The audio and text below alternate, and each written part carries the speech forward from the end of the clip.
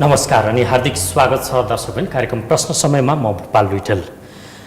भारतले आफ्नो प्रशासित राज्य जम्मू कश्मीरलाई संविधानले दिएको विशेष अधिकारबाट अलग गराउँदै जुन संविधानको भारतको धारा 370 मा व्यवस्था थियो त्यसलाई हटाइदिएर त्यस सम्बन्धी राखेका व्यवस्थालाई हटाइदिएपछि यतिबेला जम्मू काश्मीरको मामिला पाकिस्तान, भारत, चीन लगायतका देशसँग मात्र होइन संसारकै एउटा बहसको विषय बनिरहेको छ।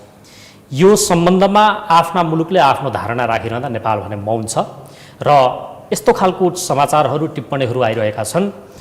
नेपालले पनि आफ्नो पक्षमा धारणा दिनुपर्ने भनेर भारतले दबाब दिइरहेको सुनिएको छ। किन नेपाल मौन छ? यो जम्मू काश्मीरको मामिला भारत र पाकिस्तानको आन्तरिक हो, भारतको मात्रै आन्तरिक हो, भारत, पाकिस्तान, चीन वा संसारका लागि यो बहसको विषय पनि हो। के हो वास्तविकता? आज हामी यी र यस्तै सन्दर्भमा बहस गर्दैछौँ र यो बहसका लागि हामीसँग हुनुहुन्छ परराष्ट्र मामिलाका जानकार प्राध्यापक डाक्टर प्रमोद जैसवाल। यसैगरी हामीसँग हुनुहुन्छ प्रतिनिधि सभाका सदस्य, अन्तर्राष्ट्रिय सम्बन्ध समितिका सदस्य डाक्टर दीपक प्रकाश भट्ट। नमस्कार। र हामीसँग हुनुहुन्छ परराष्ट्र मामिलाका जानकार डाक्टर केपी शर्मा। स्वागत छ यहाँ तीनैजनालाई। धन्यवाद। सुरुवात म डाक्टर प्रमोद जैसवाल तपाईँबाट गरौँ। यो जम्मू कश्मीरको प्रकरण खासमा के हो? यो अलिकति बताइदिनुहोस् त यसको पृष्ठभूमि। अलिकति त्यसको लागि इन्डियाको पार्टिसनमा पुग्नुपर्छ जम्मू कश्मीरको समस्या बुझ्नलाई। जब इन्डिया पार्टिसन भइरहेको थियो, इन्डिया र पाकिस्तान त्यो विभाजन भइरहेको थियो, त्यो बेला चाहिँ टु नेसन थ्योरीबाट विभाजन भएको।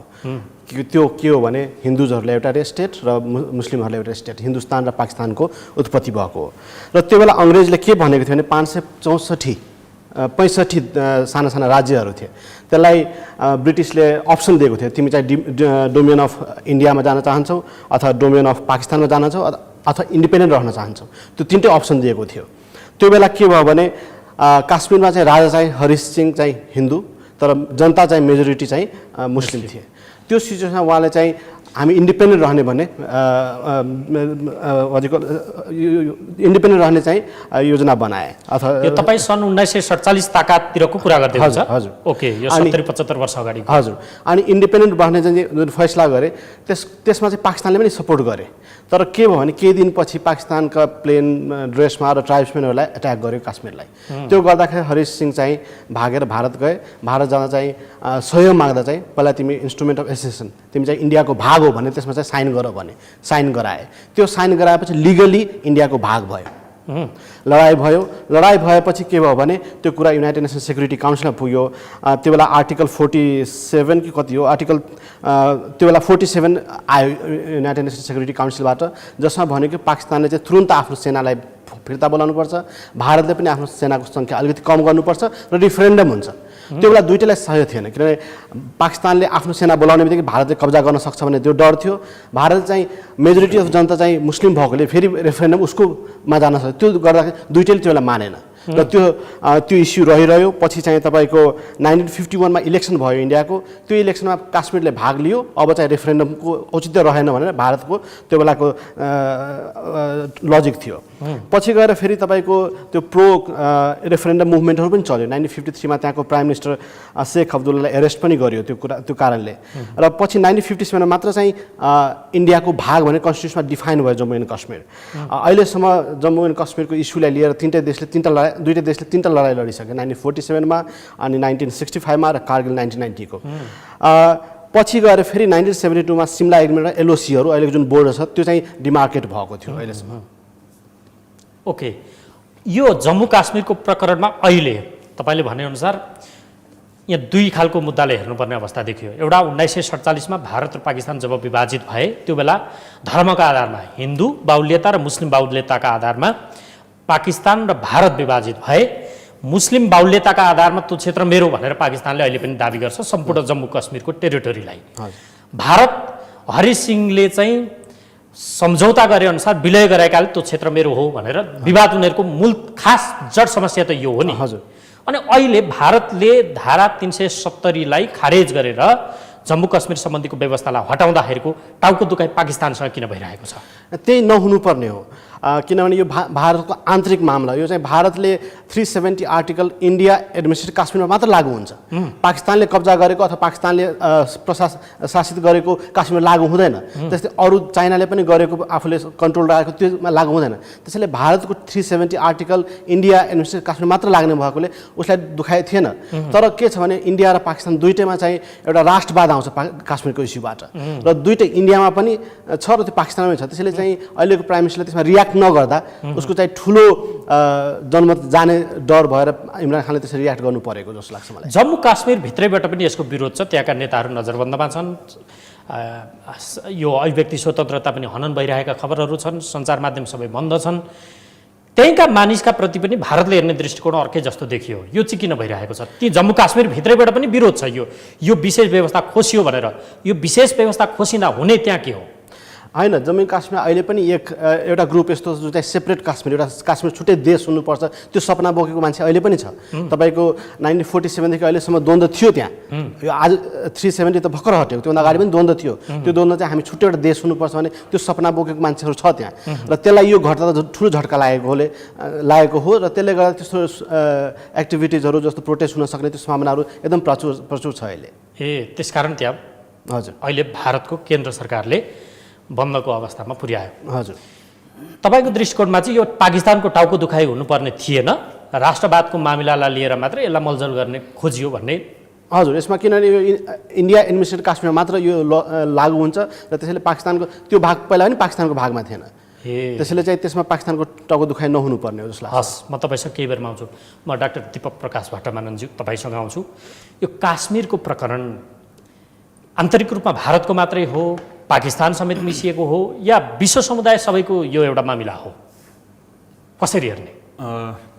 केही कुरा त अघि राख्नुभयो प्रमोदजीले। खास गरिकन अघि पार्टिसनको कुरा पनि हामीले सुन्यौँ। अहिले आएर मात्रै होइन कि लामो समयदेखि अन्तर्राष्ट्रिय समुदायको पनि चासोको विषय बन्ने अवस्था थियो। त्यो बेला बेलामा भारत र पाकिस्तानले एकअर्कोलाई त्यहाँबाट आतङ्क खालका गतिविधिहरू गर्ने थलोको रूपमा चाहिँ यो बनिरहेछ र विकसित भइरहेछ भन्ने हिसाबले पनि विभिन्न बेलामा देखिन्छ।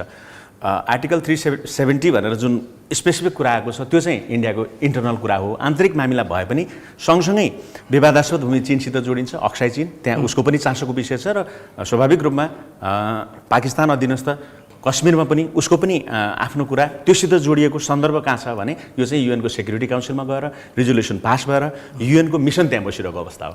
One of the oldest mission भनिन्छ वर्ल्डको। त्यहाँ बसिरहेको हिसाबले यसमा विश्वको चासो छ, र अहिले विश्वका प्रमुख शक्ति राष्ट्रहरू आफ्नो बोलिरहेका छन्, भाषा बोलिरहेका छन्। G20मा इन्डियाको प्राइम मिनिस्टर नरेन्द्र मोदीले मलाई सहजकर्ताको भूमिकाको लागि अमेरिका आइदिनु पर्यो भनेर भनेको छ, तपाईँ के भन्नुहुन्छ भनेर पाकिस्तानको प्रधानमन्त्रीलाई भ्रमणको बेलामा पत्रकार सम्मेलनमा जोइन्टली पनि उहाँले सोध्नुभयो। भनेपछि यो विषय केही अगाडि समयदेखि यहाँ केही न केही घटनाक्रमहरू बढ्न सक्छ भन्ने थियो, र पछिल्लो लोकसभाको इलेक्सनमा नभएर भाजपाले त निरन्तर नै यो विषयमा हामी यो धारा खारेज गर्छौँ भनेर एजेन्डा अगाडि ल्याएकै थियो, र उसले आफू जन्म अनुमोदित भएको र अहिले 2/3 बहुमत भएकोले उसले त्यो स्टेप अगाडि चाल्ने अवस्थामा उ गयो।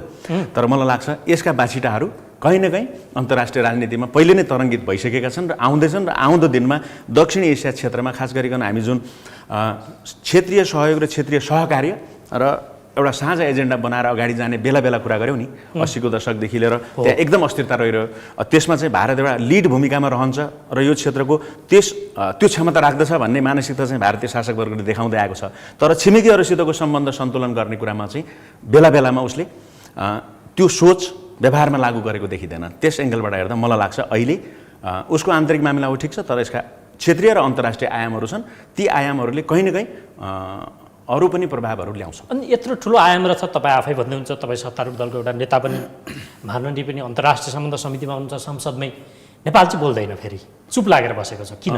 होइन, चुप लागेर बसेको भन्दा पनि हामीले त पहिला हेर्ने कुरा नै होला, एउटा समय होला। हामी अन्तर्राष्ट्रिय एक हप्तै भइसक्यो अब अन्तर्राष्ट्रिय हामी मञ्चमा बोल्नुपर्ने कुराहरू हाम्रा छन्, छलफलका क्रममा पनि छन्। सार्कको अध्यक्षको हैसियतले हाम्रो केही न केही कुरा हामीले राख्नुपर्छ, किनकि दुईटा देशको बिचको मात्रै नभएर स्वाभाविक रूपमा इन्डियाको आफ्नो कश्मीरको लागि उसले यो कदम चालेको छ। तर केही यसका अघि मैले भने ती आयामहरू भएकोले एउटा स्टेटमेन्ट, एउटा केही न केही कुराकानी समय क्रममा आउला पनि जस्तो मलाई लाग्छ, आउनुपर्छ।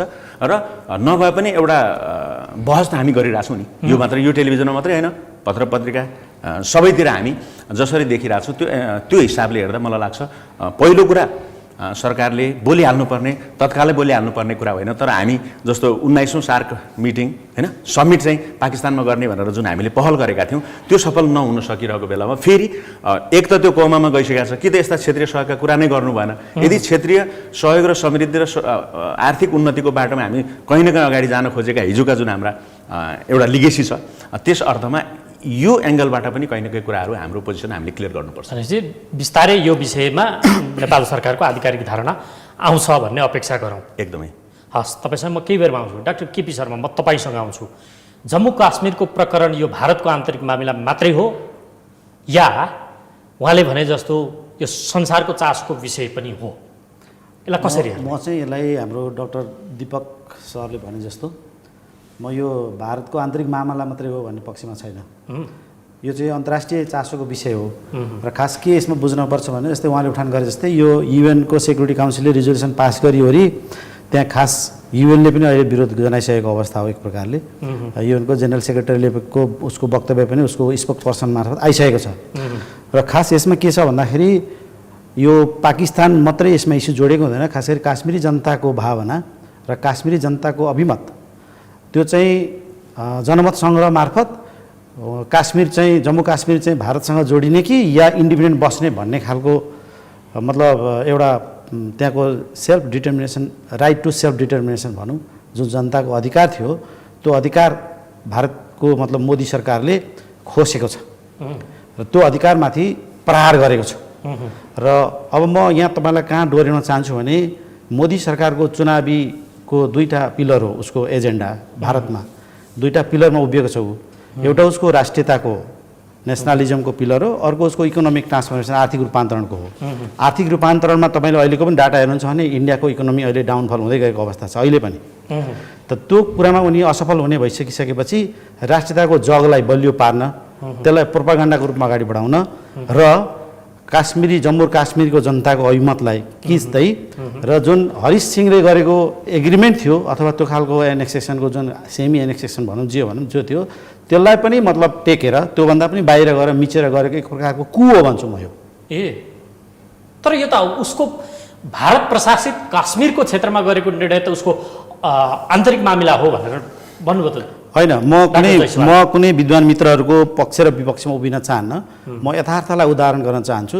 मैले बुझेको जम्मू काश्मीरको इस्यु के हो त भन्दाखेरि जम्मू काश्मीर भनेको भारतको एउटा स्वतन्त्र, भारतले अरू राज्यहरूसँग गरेको जस्तो स्वतन्त्र एउटा के अरे त्यो मतलब उसको अधीनस्थ रहेको स्टेट होइन र त्यहाँभित्र उनीहरूको सेल्फ डिटर्मिनेसनको राइट जीवित छ र त्यहाँभित्र उनीहरूका केही निश्चित अधिकारहरू जीवित छन्। जस्तै तपाईँ प्रोपर्टी अनरसिपको कुरा गर्नुहोस्, त्यहाँभित्र जनताले जबको कुरा गर्नुहोस्, उनीहरूले मतलब चाहिँ सम्पत्ति आफूले मात्रै किन्न पाउने, बाहिरको मान्छेले किन्न नपाउने, त्यहाँ धेरै आन्तरिक उनीहरूका चाहिँ आन्तरिक आफ्नै खालको झन्डा, आफ्नै खालको कन्स्टिट्युसन छ। त्यो माथि लिगल थियो र त्यो माथि चाहिँ लिगल्ली कुनै प्रक्रिया नपुर्याइकन एग्रेसिभ मुभ लिएर होइन र युएनको मतलब रिजोल्युसनलाई पनि नमानिकन टेकेर गरेको मुभलाई हामीले त्यसलाई मतलब एक प्रकारले त्यो पोलिटिकल एङ्गलबाट भन्नुहोस् या कन्स्टिट्युसनको एङ्गलबाट कुनै एङ्गलबाट पनि त्यसले वैधता प्राप्त गर्दैन। ल खै ठिक छ, तपाईँले एक प्रकारले भन्ने भने यो भारतको केन्द्र सरकारले कु गरौँ भन्नुभयो, तपाईँको शब्द त्यही हो? एकदम, म त्यो कुरालाई अगाडि उठाउन चाहन्छु। ओके, तर यहाँ ल भारत सरकारले केन्द्र सरकारले आफ्नै राज्यमा कुनै गरेर मानौँ, यसले संसारको शक्ति सन्तुलनमा कुनै फेरबदल ल्याउन सक्ने अवस्था देखिन्छ? ध्रुवीकरणमा जाने अवस्था होइन, त्यसमा छ। त्यसमा किन छ भन्दाखेरि एउटा चाहिँ कस्तो छ भने तपाईँको चाइनाले पनि बोलिसक्यो, चाइनाको विदेश मन्त्रालयले पनि बोलिसक्यो, चाइनिज अरू उसोहरू आइरहेछ। चाइनाको कन्सर्न यसमा के छ त भन्दाखेरि एउटा मतलब एक पक्षीय ढङ्गबाट जुन खालको कुरा लादिएको छ त्यसलाई चाइनाले विरोध जनाइसकेको छ। चाइनाको टाउको दुखाइ किन यहाँ? एउटा होइन, यस्तो छ तपाईँको के छ, चाइनाको मात्रै छैन, यो नेपालको पनि टाउको दुखाइ छ, साउथ एसियन मुलुकहरू सबैको टाउको दुखायो, विश्वको टाउको दुखायो। जुन प्रक्रियाबाट यो काम भइरहेछ त्यही प्रक्रियाबाट भोलि अरूलाई पनि यसले मतलब असर गर्न सक्छ। एउटा दोस्रो, स्वयं यो मोदीको गभर्मेन्टको र मोदी सरकारको स्वयं मोदीको कद घटाएको छ साउथ एसियामा। किन घटाएको छ भने उनी अब रिजनल लिडरसिपको भूमिकामा पनि नरहने अवस्था देखेँ मैले त। किन भन्दाखेरि तपाईँको साउथ एसियाका जति पनि देशहरू छन् र त्यसको जसको नेतृत्व उसले गर्नुपर्ने हो र जुन रिजनल लिडरसिपको जुन भूमिका उसले लिनुपर्ने हो त्यसमा उनले चाहिँ शत्रुताको मतलब भूमिका अगाडि बढाइसकेपछि अब देशहरू उनीहरूबाट टाढिँदैछन्। पाकिस्तानको मात्रै केस छैन, भोलि नेपालको केस पनि यो हुनसक्छ, यसैले भुटान पनि यसबाट त्रसित हुनसक्छ, बङ्गलादेशलाई पनि यी चिजले असर पार्न सक्छ। किन कसरी पार्न सक्छ नेपाललाई कसरी होइन। हाम्रो कुरा के छ भन्दाखेरि जस्तै त्यहाँभित्रको स्वतन्त्रताको कुरालाई जबकि रातारात कुनै कानुनी प्रक्रिया मतलब चाहिँ त्यसभित्रको जुन एग्रिमेन्टको मर्मलाई स्पिरिटलाई नबुझिकन मतलब चाहिँ के अरे इन्डियाले त्यो खालको एग्रेसिभ मुभ लिन सक्छ भने भोलि हामीले उहाँले अहिले तपाईँले प्रश्न उठाउनु नेपाल सरकारले यसको बारेमा किन वक्तव्य निकालेन, नेपाल सरकारले वक्तव्य निकाल्यो भने हामीलाई अर्को नाकाबन्दी हुँदैन भन्ने ग्यारेन्टी छ? त्यसकारण नेपाल सरकार डराएको छ। ओके, यो बाध्यता भयो। अब त्यसमा मैले यहाँ तपाईँलाई सोधेको चाहिँ चाइनाको टाउको दुखाइ किन त्यो टेरिटोरीसँग जोडिन्छ? चाइनाको पनि कुनै हिस्सा र त्यसकारण एउटा त चाइना एउटा त यो जुन प्रक्रियाबाट अगाडि बढ्यो त्यो प्रक्रियासँग उसको विमति रहने भइहाल्यो, किनभने ऊ उसको चाहिँ युएन सेक्युरिटी काउन्सिलको ऊ टप 5 कन्ट्रीभित्रको एउटा कन्ट्री हो। त्यसमा उसको त हेडेक हुन्छ नै हुन्छ, किनभने त्यो रिजोल्युसन उसले अनर गर्नुपर्छ भनेर त चाइनाले भन्नै पर्ने भयो। एउटा त्यो कुरा, जबकि युएनको एउटा त्यो चिजलाई नमान्ने भनिसकेपछि त त्योबाट बाहिर गयो। दोस्रो उसको बोर्डर जोडिएको छ। तेस्रो के हो त भन्दाखेरि चाइना र पाकिस्तान भनेको चाइनाको एक प्रकारले भने उसको सेटेलाइट नेसन जस्तै हो होइन, उसको एलाई हो भनौँ न, यो भाषा ठिक होला, उसको एलाई हो।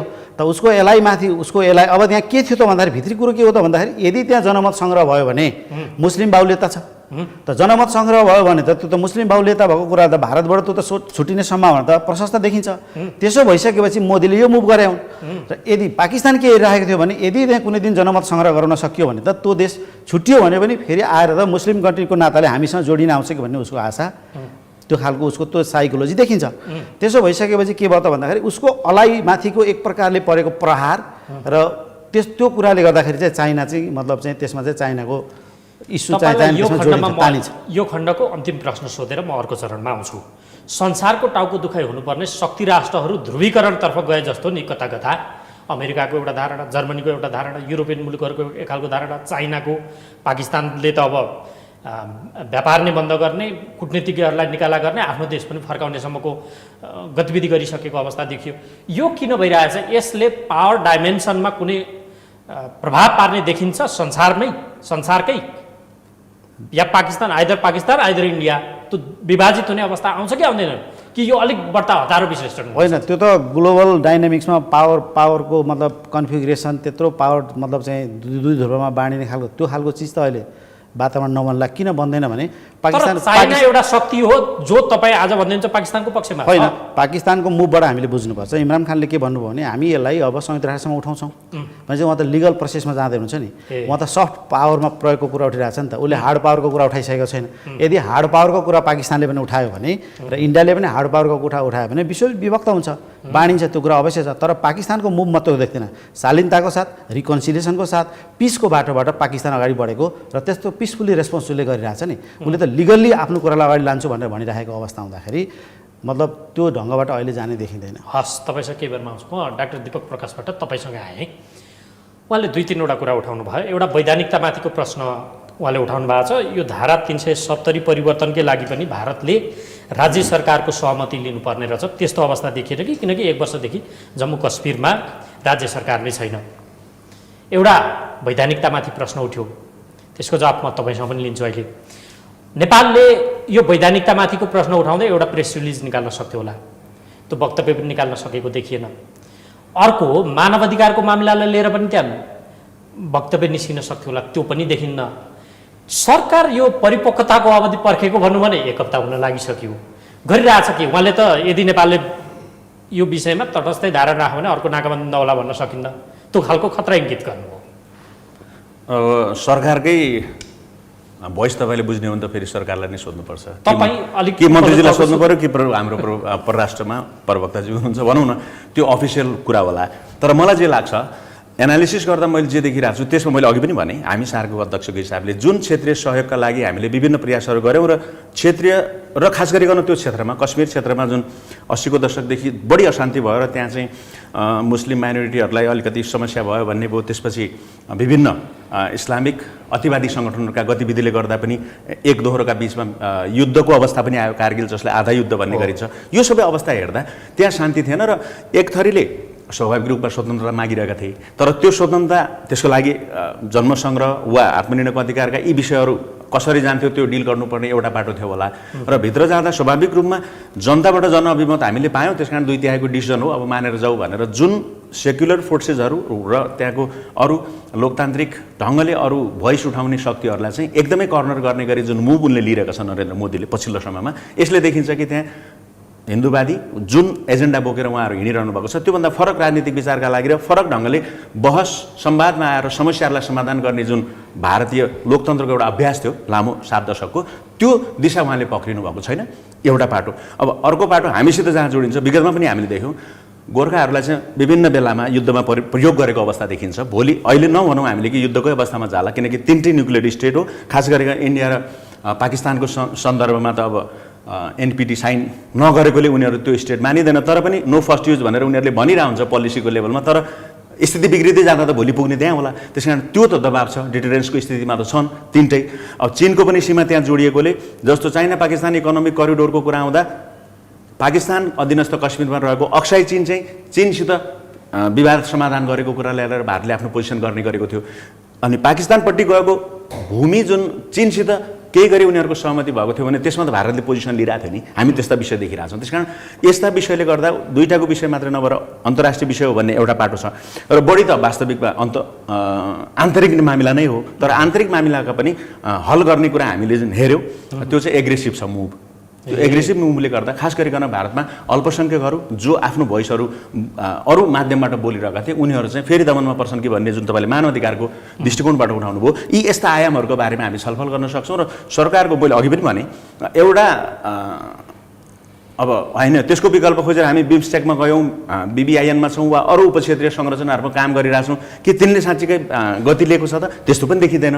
त्यस कारण यो क्षेत्रमा अस्थिरता बनाइराख्ने एउटा मूल विषय त्यहाँ थियो, त्यसको समाधान गरेर हुनसक्छ शङ्काको लाभ दिने गरी हामीले भन्न सक्छौँ कि भोलिका दिनमा हुनसक्छ त्यसले अलिकति दीर्घकालमा चाहिँ शान्ति पनि ल्याउन सक्छ कि।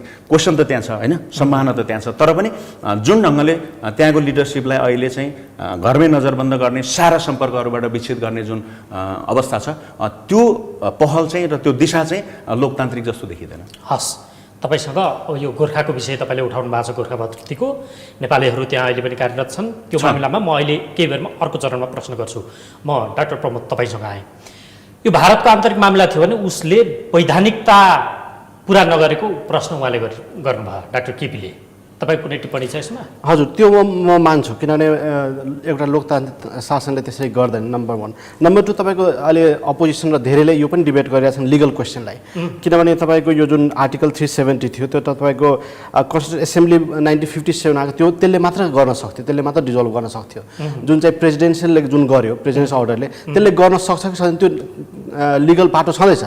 त्यो नेताहरू नजरबन्द गर्ने, कर्फ्यू लगाउने, त्यो सबै छन्। अलोकतान्त्रिक तरिकाले गरेको त्यो मान्दछु। तर यो चाहिँ त्यही पनि भारतको आन्तरिक मामला हो, मैले भन्न खोजेको हो। अनि भारतको आन्तरिक मामला हो जो प्रक्रिया नपुर्याइकन जे पनि गर्न सकिन्छ। अब त्यो धेरै देशमा हुन्छन्, तपाईँको त्यो चाहिँ जनताले सोध्न पाउँछन्, काश्मीरको जनताले। तपाईँको तर नेपालको आन्तरिक मामिलामा भारत चासो दिन आउँछ, संविधान जारी गर्ने बेलामा जारी नगर, उसको चित्त नबुझ्दा नेपालमा नाकाबन्दी लगाउने अवस्था आउँछ, अनि उसको आन्तरिक मामिला चाहिँ उसले जे गर्दा पनि मिल्छ भने के? अब त्यो त हामीले सोच्नु पऱ्यो। जस्तो भारत त्यहाँ इन्टरफेयर गर्छन्, हामीले पनि गर्ने कि नगर्ने त्यो अर्को पाटो। नेपालले यसमा बोल्नु पर्छ कि पर्दैन? अब 3टा न्युक्लियर स्टेट छ, नेपालले बोल्ने कि नबोल्ने? जब सुपर पावरहरूले धेरै स्ट्रङ स्टेटमेन्ट दिइरहेको छैन, चाइनाले पनि एकदम पाकिस्तान मात्र एउटा स्ट्रङली स्टेटमेन्ट दिएको, चाइना पनि माइल्ड छ, अलिकति इन्डिया र पाकिस्तान चाहिँ मिलेर कुरा गर्नुपर्छ, कुराबाट सामान त्यो भनिरहेछ। उसले गएर अक्साई चीनमा आफ्नो फोर्स डिप्लोय गरिसकेको छैन, उसले केही प्रेसर बिल्ड गरेको छैन आजसम्म चाइनाको। पाकिस्तानी फरेन मिनिस्टर गयो, इन्डियन फरेन मिनिस्टर जानेछन्, त्यो कुराबाटै गरेछ। त्यसले कुनै पनि सुपर पावरले, कुनै पनि बिग फोर्सले चाहिँ त्यहाँ प्रेसर बिल्ड गरिरहेको छन्, त्यो सिचुएसन नेपालले त्यो गर्नु उचित हुन्छ कि त्यो हामीले सोच्नुपर्ने हो। तर भित्री रूपमा भारतले दबाब दिइरहेको छ आफ्नो पक्षमा वक्तव्यबाजी गर भनेर, त्यो छँदैछ, सूचना यस्तो आएको छ। नेपाल नबोल्दा पनि उसकै पक्षमा बोलिरहेको छ भन्ने अर्थ लाग्छ। सबभन्दा प्रथम के हो भने नेपालसँग पार्टै छैन, जुन कुरालाई हामीले सरकार आफ्नो बोल्ने कि नबोल्ने त्यो प्रथम कुरा आउँछ। दोस्रो कुरा चाहिँ पाकिस्तान र भारत हाम्रो दुईटै मानव अधिकारको मामिला, संवैधानिकताको मामिला आदि इत्यादिमा नेपाल नबोल्ने त फेरि जसको असर यदि त्यहाँ त्यो क्षेत्रमा नेपाल प्रत्यक्ष रूपमा जोडिएकै छ, नेपाली नागरिकहरू अहिले पनि भारतमा सैनिकको रूपमा कार्यरत छन्, यो नेपालको मामिलासँग जोडिने गयो। छिमेकी भारत र पाकिस्तानको मामिला नेपालसँग जोडिने नै भयो। साउथ एसियन रिजनसँग नेपाल जोडिन्छ नि, सार्कको अहिलेको अध्यक्ष राष्ट्र भयो आदि इत्यादि त हर किसिमले जोडिन्छ नि। यहाँ यो समस्या धेरै जटिल छ, त्यति सजिलो छैन कि बोल्दैमा समाधान हुन्छ, किनभने यो समस्या 70 वर्ष पुरानो हो, पहिलो कुरा। दोस्रो कुरा चाहिँ भारतले के भन्दै आएको छ भने हामीले हरिसिंहसँग चाहिँ साइन गरेको छ एग्रिमेन्ट, त्यो एग्रिमेन्ट लिगली म सही हो भनिरहेछन्। दोस्रो कुरा युएनको कुरा गर्नुभयो, युएनको कुरा दुईटैले मानिरहेछन्। आज पाकिस्तानले भन्नु पऱ्यो नि तिमीले भन्ने कुरा म मान्छु अनि युएनको कुरा सुन्ने, आदि सुन्ने आदि नसुन्ने त्यो हुन सक्दैन। त्यसैले चाहिँ युनाइटेड नेसनको कुरा के दुईटैले मानिरहेको छैन, दुईटै इन्डिया र पाकिस्तानले हामी बायोलेटरली रिजल्भ गर्छु भनिरहेको छ। त्यो सिचुएसनमा युएनमा कसरी जाने फेरि तपाईँ भन्ने बेला चाहिँ तपाईँले दिएको डिसिजनमा मान्दिनँ तर फेरि मलाई डिसिजन दिनुहोस् भने पाकिस्तान कुन मुखले जान्छ पहिलो। त्यसैले चाहिँ यो त्यति सजिलो छैन, जटिल हो। ह्युमन राइट भायोलेसनको कुराहरू छ त्यो आन्तरिक मानव, तर नेपालले चाहिँ त्यसमा पाउने के त्यो सोच्नुपर्छ। अनि विगतमा डाक्टर केआई सिंह प्रधानमन्त्री हुँदा भारतको पक्षमा मजाले वक्तव्यबाजी गरेको देखिन्छ। त्यही नेपालको इन्ट्रेस्ट अब त्यस हामीले सोच्नु पऱ्यो हामी कता जाने भनेर। हाम्रो स्पेसल रिलेसन छ इन्डियासँग, भोलि गएर त्यो रिलेसन हामी रिस्क लिन सक्ने कि नसक्ने त्यो हामी सोच्ने, हाम्रो सरकारले सोच्नु सक्नु पऱ्यो। हामी पाकिस्तानसँग जाने कि इन्डियासँग जाने कि दुईटैमा बोलेर किताकाट गर्ने अवस्था आइसक्यो। त्यसो भए अब त्यो हाम्रो सरकारले सोच्नु कसरी जाने भनेर। तपाईँको विचारमा के? मेरो विचारमा यो तिनटै न्युक्लियर स्टेट छ, पाकिस्तान सक्षम छ। यदि पाकिस्तानले त्यसो धेरै अप्सनहरू छ, नेपाल जस्तो सानो देशले बोले त्यसमा मलाई केही असर पर्दैन जस्तो लाग्छ। जब सुपर पावरहरूले बोलिरहेछन् भने केही रिजन त होला नि। हामी नेपालमा चाहिँ त्यहाँ त्यो उफ्रेर आफ्नो रिलेसन किन बिगार्ने भन्ने मेरो। अर्कालाई अप्ठ्यारो पर्दा नेपाल नबोल्दा, नेपाललाई अप्ठ्यारो पर्दा अरू देशले नबोल्दैला, बोल्दैनन्। तपाईँको लिपुले हुँदा इन्डिया र चाइनाले गरे कसले बोले? पाकिस्तान त बोलेन। लिपुले एग्रिमेन्ट हुँदा पाकिस्तानको एउटा वक्तव्य आएन, नाकाबन्दी आउँदा पाकिस्तानले कसैलाई थर्काएन। त्यसैले यस्तो आफ्नो नेसनल इन्ट्रेस्टलाई ध्यान दिनुपर्छ। नेपालको नेसनल इन्ट्रेस्टले यही हो, दुईटालाई किन हामी चिनाउने? चाइना पनि हाम्रो राम्रो रिलेसन छ, पाकिस्तानसँग राम्रो छ, इन्डियासँग छ, किन जाने हामी त्यसमा उफ्रिन जबकि त्यसको डाइरेक्ट असर हामीलाई छैन। भनेपछि नेपालले यसमा कुनै वक्तव्यबाजी नदिँदै राम्रो तपाईँको विचारमा? त्यसमा दिइराख्नु पर्दैन जस्तो लाग्छ। डाक्टर केपी शर्मा, वक्तव्य नदिँदा हुन्छ नेपालले? होइन, जस्तो अघि डाक्टर दीपकले उठाउनु भयो कि नेपाल सार्क कन्ट्रिजको अहिले वर्तमान अध्यक्ष, अनि सार्क कन्ट्रीभित्र घटेको घटनामा अध्यक्षता ग्रहण गरेको राष्ट्र मौन बस्नु भनेको त्योभन्दा लज्जास्पद कुरा के हुनसक्छ र? त्यसले गर्दाखेरि उसले आफ्नो हिसाबले त्यो निकाल्नुपर्ने हुन्छ। र अब यसमा समस्या चाहिँ के छ भने नेपाल कतापट्टिबाट कसरी निकाल्ने भन्ने कुरो चाहिँ त्यो सरकारको पाटो होला, विदेश मन्त्रालयको पाटो होला। तर म के सुझाव दिन चाहन्छु भने नेपाल सरकारलाई उसले कुन बाटोले उपयुक्त हुन्छ भनेदेखि सार्क कन्ट्रीको अध्यक्षको हैसियतको नाताले यो मतलब जुन अहिले तपाईँले नेपालको मात्रै कुरा होइन, अघि हाम्रो प्रमोद सरले पनि उठाउनु भयो क्यार, इन्डियाको पार्लियामेन्टमा पनि उठिरहेछ, काङ्ग्रेस आइका मतलब एमपिजहरूले पनि भनिरहनु भएको छ कि यो प्रक्रिया ठिक भएन, यो मुभ ठिक छैन, यो तरिकाबाट चाहिँ मतलब चाहिँ बिना छलफल रातरात यो शक्तिको बलमा, सङ्ख्याको बलमा, गणितीय सङ्ख्याको बलमा दबाइयो भन्ने खालको कुरा त्यहाँभित्र उठिरहेको हुँदा हामी सार्क कन्ट्रीको अध्यक्षको हैसियतको नाताले नेपालले युएन चार्टरमा भएको रिजोल्युसनलाई मतलब चाहिँ के छ भने दुवै कन्ट्रिजहरूले अनर गरेको खण्डमा उपयुक्त हुन्छ भन्ने खालको त्यो भाषा अथवा त्यो जिसलाई काहीँ न काहीँ टेकेर हामीले बोल्दाखेरि अप्ठ्यारो विषय होइन, त्यो हाम्रो अधिकारको चिज हो। त्यो अन्तर्राष्ट्रिय उसमा भएको युएनको डिसिजनलाई, युएनका कुराहरूलाई हामीले अनर गर्ने कि नगर्ने? युएनको मेम्बर हो कि होइन इन्डिया? नेपाल युएनको मेम्बर हो कि होइन? पाकिस्तान पनि युएनको मेम्बर हो भनेपछि युएनको रिजोल्युसनमा भएको चिजलाई हामीले त्यो चिजलाई उठाएर त्यो ढङ्गबाट पिसफुल रिजोल्युसन खोज्नुपर्छ भन्ने कुरामा त्यसमा चाहिँ कुनै विवाद छैन, नेपालले भन्न सक्छ। तर नेतृत्व लाइनको वक्तव्यबाजी दिने भन्ने प्रसङ्ग यहाँ महत्त्वपूर्ण भयो नि त फेरि डाक्टर साहब। होइन, लाइन त क्लियर छ त, तपाईँको चाहिँ युएनको रिजोल्युसनमा टेकेर हामीले हाम्रो वक्तव्य निकाल्यो भने उपयुक्त हुन्छ। त्यो भनेको पाकिस्तानको लाइन भयो?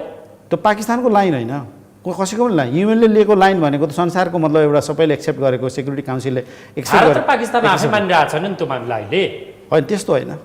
त्यस्तो कुरा के हो भन्दाखेरि अब त्यहाँ चाहिँ 1972 को सिमला सन्धि भएको चाहिँ यिनीहरूको होइन, त्यसमा मतलब चाहिँ पिसफुल नेगोसिएसनबाट हामी अगाडि बढ्नुपर्छ, डायलोगबाट अगाडि जानुपर्छ भन्ने कुरामा हामीले पिसफुल नेगोसिएसनबाट अगाडि लाने, डायलोगबाट अगाडि लाने भन्ने कुरालाई नेपालले उठाउँदाखेरि के आपत्तिको विषय हो र?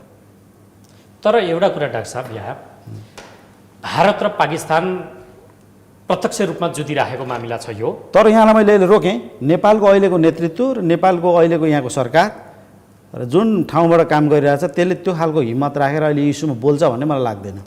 मैले यहाँ तपाईँलाई जोड्न खोजेको मामिला चाहिँ यो काश्मीरको प्रकरण, त्यहाँ जब सुरक्षा तैनाती बढाइँदै थियो यो सूचना पश्चिमा मुलुक, धेरै शक्तिशाली मुलुकहरूलाई पनि दिइएको थियो भनेर समाचारहरू आएका छन्।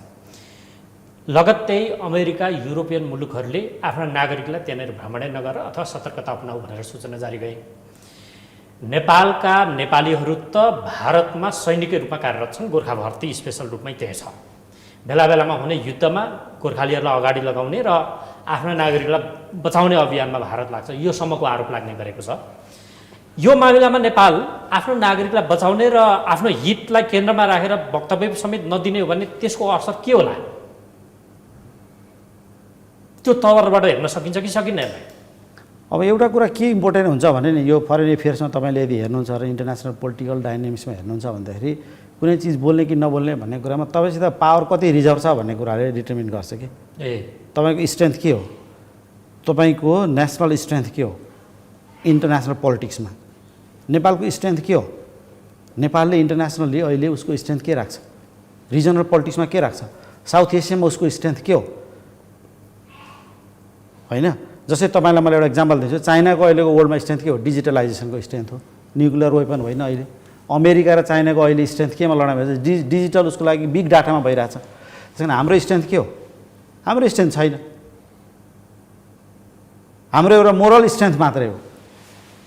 त्यसैले गर्दाखेरि मोरल ग्राउन्डमा हामीले केही कुराहरू उठाउन सकेको खण्डमा राम्रो हो, तर हाम्रो इन्टरनेसनल पोलिटिक्समा हाम्रो स्ट्रेन्थ हामीले पोजिसन गर्न सक्ने हाम्रो कुनै स्ट्रेन्थ नभएको कारणले गर्दा नेपाल गभर्मेन्ट सायद मौन बस्छ जस्तो लाग्छ मलाई।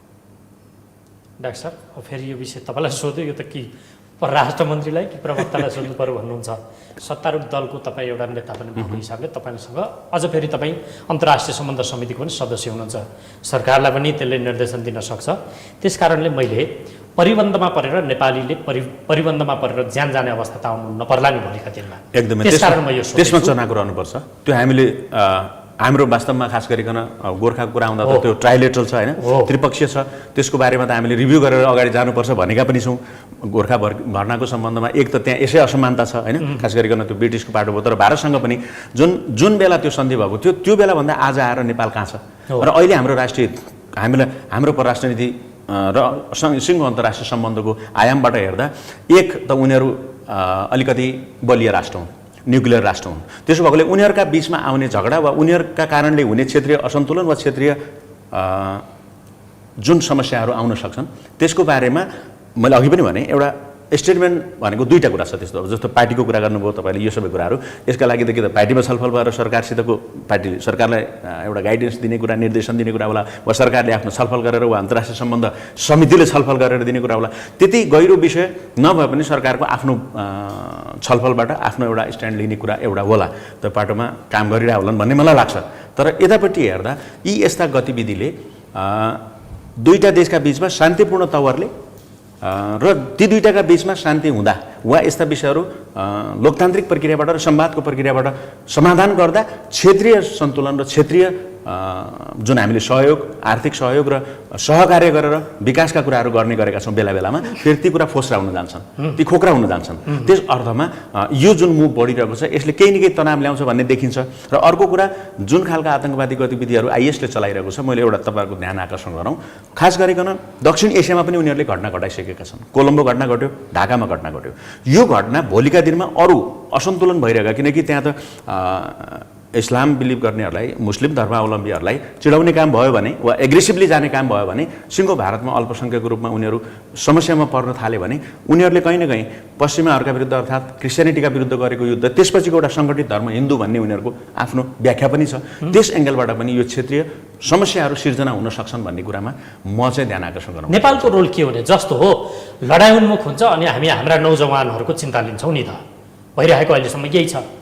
त्यस बेला पनि लिँदैनौँ हामी त हो, त्यस बेला पनि हामी यसरी टिभीमा चर्चा त गर्छौँ हो, सरकारको पोजिसन लिने। अरू देशहरू आफ्नो नागरिकको ज्यान सुरक्षित गर्ने मामिलामा कति धेरै चनाखो छन्, पूर्व अवस्थामै सूचना दिइयो, सर्कुलर गरियो। हामी त हाम्रा फौजमै अझ भारतमै हाम्रा नौजवानहरू भर्ती भएका अवस्था छन्।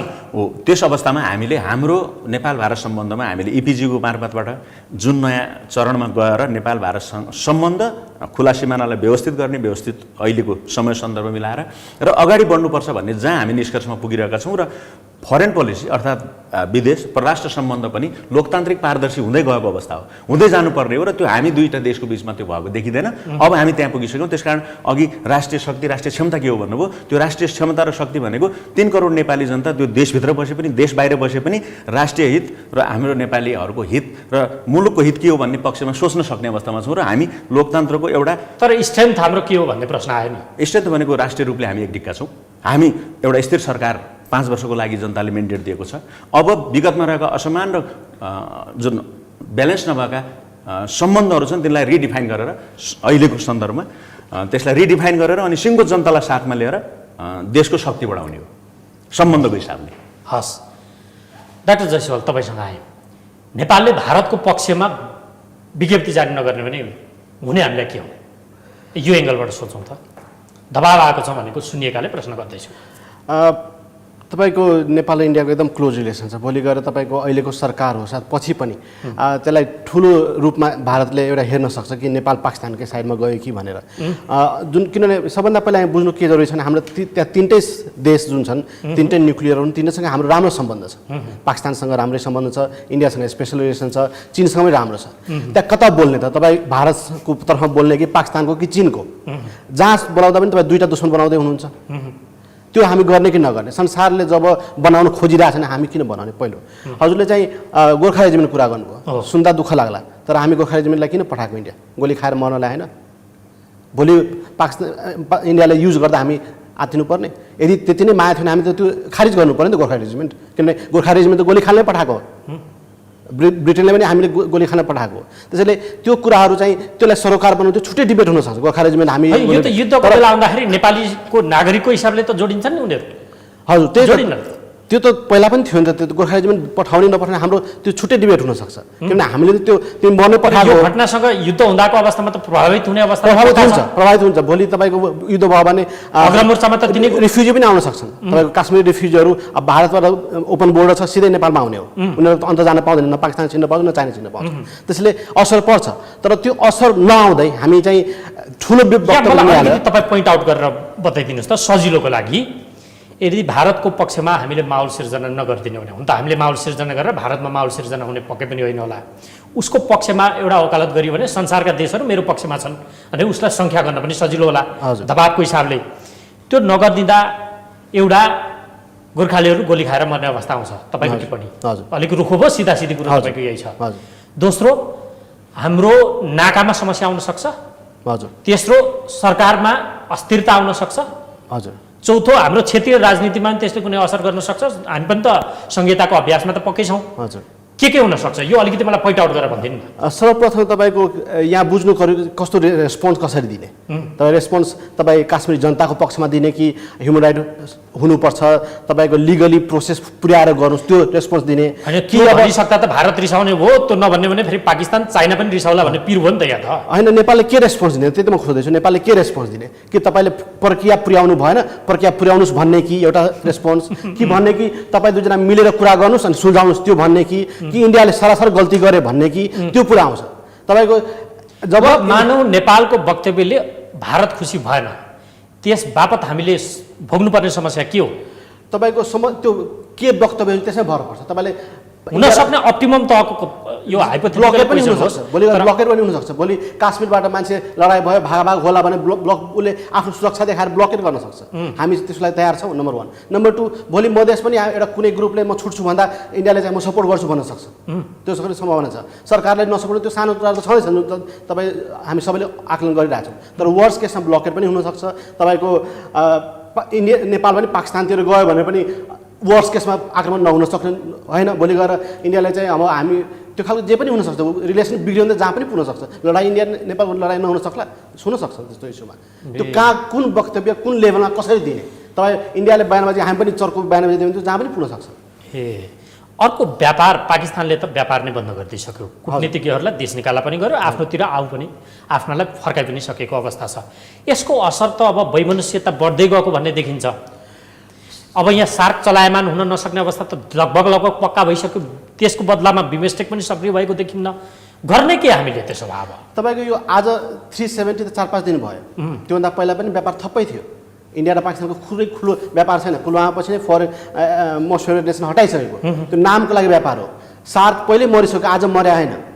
त्यसैले चाहिँ तपाईँको एउटा आश पनि मलाई अलिक के आउँछ भने यो समस्या यदि समाधान भयो भने, वर्स्ट केस भयो भने त सबै हामी डिस्कस गरिरहेको छौँ, बिग्रियो भने के हुनसक्छ। तर सपोज समाधान भयो अरे, तपाईँ इन्डियाको अब बिस्तारै जुन नरेन्द्र मोदीको यदि सपना होला कि यसलाई रिजल्भ गर्ने, रिजल्भ भयो भने त भोलि इन्डिया र पाकिस्तानको सम्बन्ध राम्रो हुनसक्छ। सधैँको लागि यो समस्या सकिन सक्छ। त्यसैले त्योतिर पनि हेर्नुपर्छ जस्तो मलाई लाग्छ। हस्, तपाईँसँग केही बेरमा आउँछु। म डाक्टर केपी तपाईँसँग आउँछु अनि डाक्टर दीपकमा गएर कार्यक्रम टुङ्ग्याउँछु।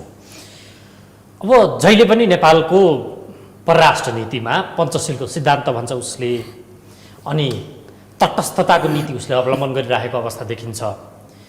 लाग्दैन कि नेपाल यसैले गर्दा हामी पछौटे गरिबीको अवस्थामा पुगिरह्यौँ? यदि हामीले चान्स लिने हो भने त कुनै शक्ति राष्ट्रको आड लिएको भए आज कहाँ पुगिन्थ्यो कि? यस्तै दाउपेचको अवस्थामा तपाईँ चाइनाको पछाडि, भारतको पछाडि या पाकिस्तानको पछाडि यस्तो कुनै अवस्थामा पुग्न सकिन्छ कि सकिन्न? अडान लिएर त्यो कितामा जाँदाखेरिको लाभ लिन सकिन्थ्यो कि सकिन्न? होइन, त्यस्तो त एकदम रिस्की कुरा हो होइन। एउटा स्वतन्त्र राष्ट्रले जहिले पनि ब्यालेन्स पोलिसी नै लिनुपर्छ। त्यसमा पनि दुईटा 1.5 अरब पपुलेसन भएको दुईटा देश हाम्रो दक्षिण र उसमा उत्तरमा छ। झन्डै भन्दाखेरि अब उस्तै स्ट्रेन्थ राख्छ होइन। यिनीहरूसँग ब्यालेन्स गरेकै राम्रो हुन्छ। तर तपाईँलाई म एउटा गम्भीर विषयमा म ध्यान आकर्षण गराउन चाहन्छु आजको यो उपस्थिति मार्फत। यो कश्मीर घटनाबाट नेपालले के सिक्ने भन्ने कुरा चाहिँ इम्पोर्टेन्ट हो जस्तो लागिरहेछ मलाई।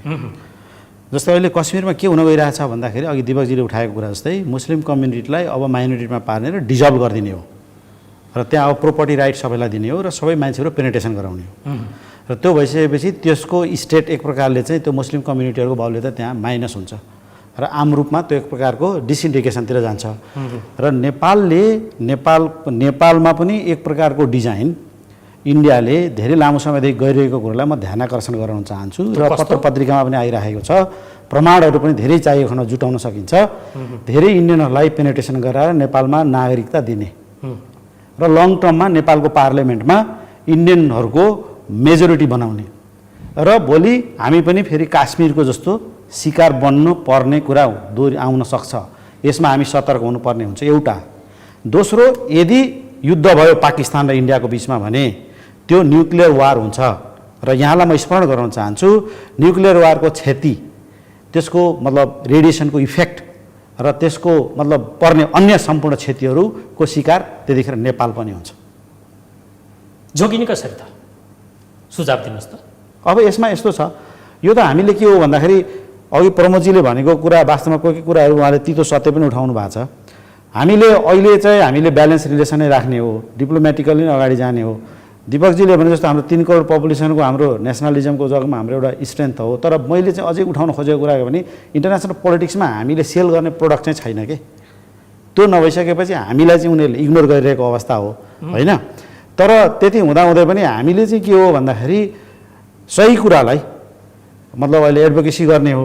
अब के अरे इन्डिया र पाकिस्तान बिचको वार, न्युक्लियर वार भोलि हुन्छ कि हुँदैन, त्यसलाई जोगाउनेलाई मतलब प्रिभेन्सन गर्ने क्षमता हामी राख्छौँ कि राख्दैनौँ भन्ने कुरा त अब यो एउटा क्वेसन मार्क हो।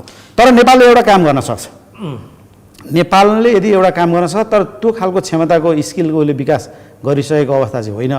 तर म के भन्न चाहन्छु भन्दाखेरि नेपालले पनि मतलब चाहिँ युएनको उसमा चाहिँ सेक्युरिटी काउन्सिलको मतलब चाहिँ मेम्बरहरू जस्तै चाइना भयो र अरू 5 कन्ट्रिजहरू छ, तिनीहरूको खास गरी हाम्रो चाइना छ, इन्डियासित पनि मतलब चाहिँ के छ भने त्यो इस्युलाई चाहिँ सेक्युरिटी काउन्सिल मार्फत चाहिँ युएनलाई चाहिँ मतलब चाहिँ रिजोल्युसन गर्न, डायलोग गर्ने कुराहरूमा एक्टिभेट गरेर युएनलाई मतलब चाहिँ एक्टिभेट गर्नलाई चाइनालाई मतलब त्यसमा इन्भल्भ गराउने कुराहरूमा आन्तरिक रूपमा भित्री रूपबाट उसले त्यो मुभ गर्न सक्छ।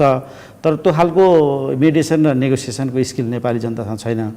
त्यसले गर्दा नेपालले तटस्थता नै अपनाएको राम्रो हुन्छ। यहाँ म तपाईँलाई अन्तिम प्रश्न, तपाईँ चाइनामा अब तपाईँले मलाई प्रश्न अर्को राख्नु भएको छ, नेपालले के गर्न सक्छ भन्ने कुरा। जुन पेनेट्रेसन छ हामीतिर, खुल्ला बोर्डर छ र हाम्रो बोर्डरमा धेरै क्षेत्र हाम्रो मिचिएको छ। अहिले इन्डियाले धेरै क्षेत्रहरू तपाईँलाई अहिले पनि हेर्नुहोस्, धेरै ठुलो त्यहाँ ड्याम बनाएको छ।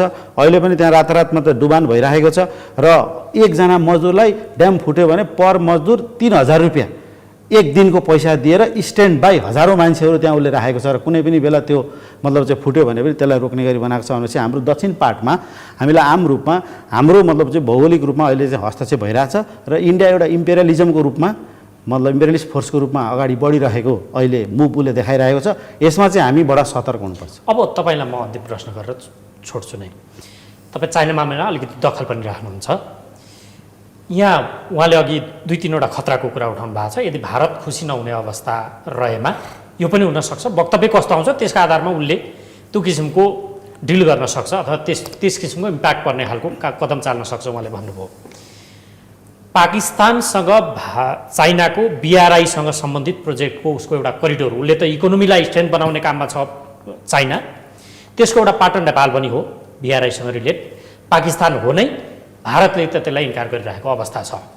भारतलाई रिजाउन नसक्दा पाकिस्तानलाई त पक्कै पनि रिजाएको हुने अवस्था नहोला नै।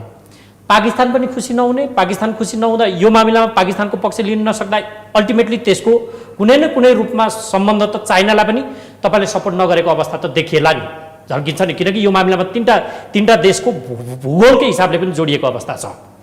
भारतलाई पनि रिजाउन नसक्ने, पाकिस्तानलाई पनि इग्नोर गर्ने या चाइना पनि रिजाउन नसक्ने अवस्था हुँदा त्यसको परिणाम हामी इकोनोमीको मामिलामा हामी ग्रोथ गर्छौँ भनेर अगाडि बढिरहेछौँ, त्यसमा इम्प्याक्ट पर्छ कि पर्दैन? पर्छ, मजाले पर्छ।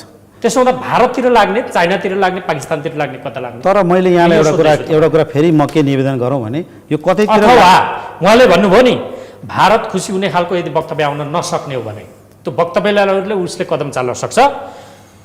नाकाबन्दीको हद हुनसक्छ, गोर्खालीहरूले गोली खाएर मारिने अवस्था हुनसक्छ।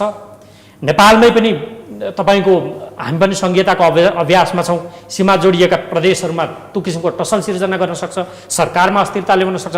यो तहको खालको उहाँले खतरा आकलन गर्नुभएको छ क्या, त्यसमा त पक्कै पनि कुनै न कुनै तथ्य होला। होइन, तपाईँलाई म थोरै यो कुरा तपाईँले एकदम जेन्युन प्रश्न उठाउनु भएको छ। अस्ति इन्डो पेसिफिककै इस्यु उठ्यो, इन्डो पेसिफिकमै नेपाल बोलेन, मौन रह्यो। त त्यो कुरामा त नेपालसँग साँच्चै पनि इन्डिया पनि चिडिएको छ, चाइना पनि चिडिएको छ होइन। त्यसले गर्दाखेरि नेपालको अहिलेको फरेन पोलिसी नि, फरेन पोलिसी र फरेन पोलिसीको मतलब चाहिँ उसमा जसले साथीहरूले जुन सरकारले जे काम गरिरहेछ र जुन ढङ्गले प्रस्तुत भइरहेछ, नेपाल दिनानुदिन अप्ठ्यारो अवस्थामा फँसिरहेको छ। र म तपाईँलाई के पनि स्मरण गरौँ भने नेपालले निकाल्ने वक्तव्य त्यो प्रो इन्डिया, प्रो पाकिस्तान या प्रो चाइना हुनु हुँदैन, त्यो न्युट्रल हुनुपर्छ होइन। म तपाईँलाई धन्यवाद दिन भन्छु। डाक्टर दीपक, तपाईँसँग म कार्यक्रम टुङ्ग्याउँछु, मसँग समय छैन। यहाँ 2-3वटा प्रसङ्ग उठे, त्यो तहको खतरासम्मको आकलन भरियो, जोगिने हामी कसरी? न्युट्रलमा त रहने भनियो, न्युट्रलमा त रहने हो, रेडिमेड जवाब छ। मलाई परराष्ट्र नीतिमाथिको हाम्रो खोट उठिरहेछ नि। होइन, हामीले पञ्चशील वा असंलग्न जुन ढङ्गले हाम्रो फरेन पोलिसी हामीले ड्राइभ गरेका छौँ, केही नयाँ स्टेप लिनुपर्छ। नयाँ भनेको त्यो खतराको लागि होइन कि हाम्रो स्ट्रेन्थ बनेको छ है अब भनेर। अघि मैले जुन भने राष्ट्रिय शक्ति र हाम्रो जुन राष्ट्रिय हितहरू छन् त्यसलाई पनि हामी नयाँ ढङ्गले परिभाषित गरिरहेको अवस्था भएकोले एउटा त्यो पाटोबाट सिङ्गो परराष्ट्र नीतिलाई हामीले नयाँ ढङ्गले अगाडि बढाउनु पर्ने बेला हो। र यस्ता घटनाहरू घट्दा हामी फ्याट बोलिहालेर कसै एउटाको पक्ष पनि आवश्यक छैन, त्यो कुरा पनि। र अर्को कुरा, मूल कुरा, हामी भारतले 370लाई खारेज गरेर केन्द्र सरकारले, सङ्घ सरकारले जुन ढङ्गले अगाडि जान खोजेको छ त्यो उसको आन्तरिक मामिला हो भनिरहेछौँ। हामी दुईवटा डाइमेन्सनबाट हाम्रो पोजिसन बनाउँछौँ जस्तो लाग्छ मलाई। पहिलो कुरा मैले अघि पनि भने मानवाधिकार हो, मानवाधिकार हो, लोकतान्त्रिक प्रक्रियाहरू छन्, संवाद छन् र क्षेत्रीय शान्ति र सहकार्य र समृद्धि विकासका लागि जुन गर्नुपर्ने हो त्यो दिशातर्फ भए राम्रो भन्ने एउटा हो डाइमेन्सन है। र अर्को चाहिँ हाम्रो आन्तरिक कुरा भनेर हामी बोल्दैनौँ भनिरहेछौँ, त्यो सबै छन् Indo Pacific yeah belt and road initiative, यी सबै कुराहरू भनिरहेछौँ। हामीले त्यहाँ मेम्बर भएको कारणले हामीले बोल्नुपर्ने, वा इन्डो पेसिफिकमा हामीले एक्टिभ भइरहेछौँ भनेर बोल्नुपर्ने, वा देश अहिले सरकारको परराष्ट्र नीति एकदम कमजोर भयो भने त्यो मलाई लाग्दैन। हामी फेडरल डेमोक्रेटिक अर्थात् सङ्घीय लोकतन्त्रमा गएपछि पहिलोचोटि एउटा ढाँचामा हामी अगाडि बढिरहेका छौँ र यही नै हाम्रो स्ट्रेन्थ हो। जुन कुराले हाम्रो हिजो विकास हुन सकेन भने त्यसको लागि संहिता चाहियो नि हामीलाई। अब त्यसले एकोमोडेट गर्दैछ। अहिले 1 वर्षमा हामीले त्यसको परिणाम वा कमजोर भयो भनेर अहिले भन्नु हुँदैन, आकलन गर्दै शक्तिशाली हुँदैछौँ हामी भन्ने कुरा स्वीकार गर्नु पऱ्यो नि हामीले। हो, त्यो शक्तिशाली हुँदै गएको स्ट्रेन्थ चाहिँ अब बिस्तारै त्यो देखिनुपर्छ फरेन पोलिसीमा, त्यो एङ्गलबाट आउँछ। डाक्टर साहब, यहाँ नि अब त तपाईँको कुरालाई मैले अलिकति अब अन्तर्राष्ट्रिय रूपमा अन्तर्राष्ट्रिय शक्ति सन्तुलनको अवस्था के छ त्यसलाई पनि हेर्नु पर्ला। चाइना आफै हङकङ र सिन्जियाङको मामिला उसले आफै टाउको दुखाइको अवस्थामा छ, तिब्बतको मामिला उसलाई टाउको दुखाइ छ, इन्डियामा सिक्किमदेखि लिएर अरुणाञ्चलदेखि लिएर उसको अहिलेको जम्मू काश्मीरसम्मको टाउको दुखाइ आफै छ। ऊ हाम्रोमा चलखेल गर्नलाई कति भ्याउला त्यो प्रसङ्ग पनि हो। फेरि ऊ हाम्रोमा चलखेल नै नगरी बस्ला भन्न पनि सकिन्न। आदि इत्यादिले हेर्दा पनि अनुकूल त नेपालमा पनि खेल्नका लागि त्यति सजिलो त नहोला। छैन अहिले कम तर त्यो भन्दै गर्दा हाम्रा धेरै कम हुँदै गएको छ, त्यो धेरै कम हुँदै गएको छ। हाम्रो विकनेसको पाटो हामी संघीयताको अभ्यासमा छौँ, त्यो संस्थागत भइसकेको छैन। किनकि हामीलाई प्रदेश नम्बर 2 ले घरिघरि टाउको दुखाएको अवस्था अहिले पनि छ। त्यो समस्या एउटा टाउको दुखाइ हो जस्तो मलाई अनि लाग्छ। उहाँले अघि त्यो भन्नुभयो नागरिकताको प्रकरण छ। होइन, संहिता कार्यान्वयन गर्दा त्यो आएको समस्यालाई कुनै समस्या नै होइन भन्छु म। त्योभन्दा ठुलो समस्या आउन सक्थ्यो हामीले कल्पना गरेको। तर त्यस हिसाबले हामी राष्ट्रिय एकताको दृष्टिकोणले संहितामा गएपछि हामी बलिया हुँदै साह्रै छोटो जवाफ दिनुहोस् त। ल, गोर्खालीहरूले गोली खाएर नमर्नुपर्ने अवस्था परिकल्पना गरौँ, त्यस्तै चाहन्छौँ नि त हामी त। त्यो होस्, हाम्रोमा नाकाबन्दी नहोस्, समृद्धिको अवस्थामा हामी छिरौँ, हाम्रा सीमा नाकाहरूको अवस्था साँच्चै शान्त रूपले अघि बढेको अवस्था होस्, त्यहाँ टसल क्रिएट नहोस्। त्यो गर्नका लागि सरकारले गर्न सकेन, संसदले रुल गर्न सक्छ। के गर्नुहुन्छ त? होइन, थुप्रै कुराहरू अघि पनि आइसके होइन। मैले भने हामी जुन फोरमलाई नेतृत्व गरेका छौँ क्षेत्रीय अर्थात् दक्षिण एसियाली यो क्षेत्रमा शान्ति र सहकार्यका लागि र यसले सामूहिक हामीले बेला बेलामा त्यस्ता सहकार्यहरू गरेका छौँ, त्यो दिशामा अगाडि बढ्नका लागि एउटा आह्वान हुनसक्छ। काश्मीर प्रकरण हाम्रोमा नदोरियोस् हुँदैन, त्यो सम्भवै छैन। तपाईँ के थप्न खोज्दै? एकदम मैले के लाग्छ भने सबभन्दा पहिला बुझ्नु पऱ्यो नेपालले फाइदा के हामीले चाहिँ वक्तव्य निकाल्दा त्यो वार बन्द गर्न सक्छौँ। सबभन्दा पहिला हाम्रो वक्तव्यले के पाकिस्तानलाई फाइदा हुन्छ कि काश्मीरलाई फाइदा हुन्छ कि हामीले के, मलाई लाग्छ नेपालको वक्तव्यले केही ठुलो इम्प्याक्ट पार्दैन। यदि संसारको सबै देशले वक्तव्य दिँदा हामीलाई पनि सजिलो हुन्छ। जस्तो संसारको 4-5 देश बाहेक सबै एकतिर वक्तव्य दिँदा हामीले त्यो दिन सक्छौँ। तपाईँको भनाइ वक्तव्य ननिकालौँ। दोस्रो चाहिँ तपाईँको वक्तव्य दिँदा चाहिँ ठुलो लस देख्छु म। तेस्रो कुरा, हामी गोर्खा रेजिमेन्ट कुरा गरिरहेको छौँ, मलाई लाग्छ त्यो वार हुँदैन। हामी त्यो केसमा गएर छौँ। तपाईँको वार सिचुएसन आउँदा दुइटै निक्लियो देश हो, संसारभरिको देश बोल्छन्, त्यो बेला हामीले पनि सजिलो हुन्छ कि तिमीहरू कुरा गरेर रिजल्भ गर, वार नगर। त्यो कुरा बोल्न सजिलो छ। तर 370 काश्मीर इस्युमा बोल्न गाह्रो छ। लडाइँ नगर भन्न सजिलो छ, तर तपाईँको यो नगर, यो खारिज गर, त्यो भन्न चाहिँ हामीले गाह्रो। हस्, धन्यवाद। वक्तव्य ननिकाली बस्न सक्छ सरकार? अब फेरि कुरा त्यही आउँछ, त्यो सरकारको कुरा हो। तर निकाल्नुपर्छ तपाईँ।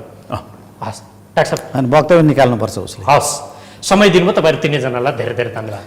र आदरणीय दर्शकहरू, आजको कार्यक्रमको निर्धारित समय सकिएको छ। जम्मू कश्मीर प्रकरणबाट नेपालले के सिक्नु पर्ला र यसको प्रभाव नेपालमा के पर्छ, दक्षिण एसियामा के पर्छ, संसारमा के हुन्छ, यी र यस्तै सन्दर्भमा आज हामीले संवाद बहस गऱ्यौँ। यो बहसमा सहभागी भइदिनु भएकोमा परराष्ट्र मामिलाका जानकार द्वय डाक्टर केपी शर्मा र डाक्टर प्रमोद जैसवाल, यसै गरी प्रतिनिधि सभाका सदस्य, अन्तर्राष्ट्रिय सम्बन्ध समितिका सदस्य सांसद डाक्टर दीपक प्रकाश भट्ट, यहाँहरू तिनैजनालाई पुनः एकपटक धेरै धेरै धन्यवाद। अर्को अङ्कमा अर्को विषयवस्तुका साथ तपाईँ हाम्रो भेट हुने नै छ। हामीलाई आजलाई बिदा दिनुहोस्। नमस्कार।